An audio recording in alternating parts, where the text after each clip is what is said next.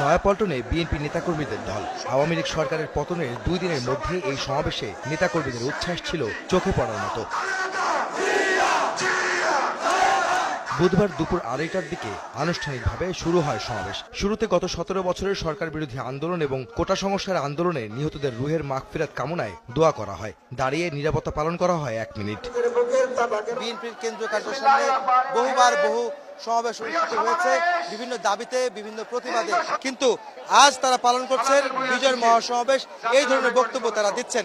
সমাবেশে দেয়া বক্তব্যে বিএনপির শীর্ষ নেতারা বলেন, স্বৈরাচার শেখ হাসিনার পতন এবং ছাত্র জনতার বিজয়কে ভিন্ন দিকে নিতে এখনো ষড়যন্ত্র চলছে। যে বাংলাদেশে ঐক্য সৃষ্টি হয়েছে নতুন বাংলাদেশ গড়ার জন্য, এটা ভাঙার জন্য ফ্যাসিস্ট সরকারের দালালরা বিভিন্ন জায়গা থেকে চেষ্টা করে যাচ্ছে। বিভিন্ন এলাকায় প্রাতিষ্ঠানিক গন্ডগোল করার চেষ্টা করছে। তারা হুঁশিয়ার হয়ে যান, তারা সাবধান হয়ে যান। ছাত্র জনতার ঐক্য আপনাদের সকল ষড়যন্ত্র ধূলিসাৎ করে দেবে, আপনাদের কোনো ষড়যন্ত্র মেনে নেবে না।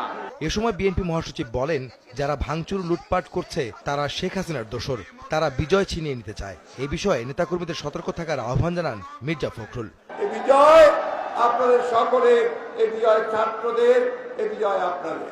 বিজয় একটা অর্জিত হয়েছে, কিন্তু এই বিজয়কে সুসংগত করা এটাই হচ্ছে এখনকার কাজ। আমি অনুরোধ করবো যে কখনো কোনো ভাঙচুর, লুটপাট, আগুন অগ্নি সংযোগ এগুলোর মধ্যে কিন্তু আপনারা জড়িত হবেন না। বিএনপি মহাসচিব আরো বলেন, অন্তর্বর্তীকালীন সরকারকে সব ধরনের সহযোগিতা করবে দল। সরকার গঠিত হওয়ার পর 3 মাসের মধ্যে নির্বাচন দেওয়ার দাবিও জানান তিনি।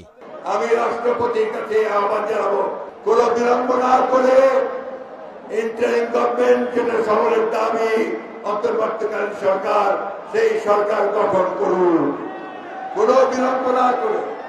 এবং এই সরকার তারা 3 মাসের মধ্যে নির্বাচন করবেন, সেই ব্যবস্থা তারা করবেন।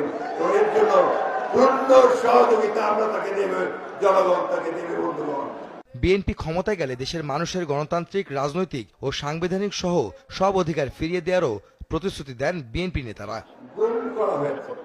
আহমেদ সালেহীন, সময় সংবাদ, ঢাকা।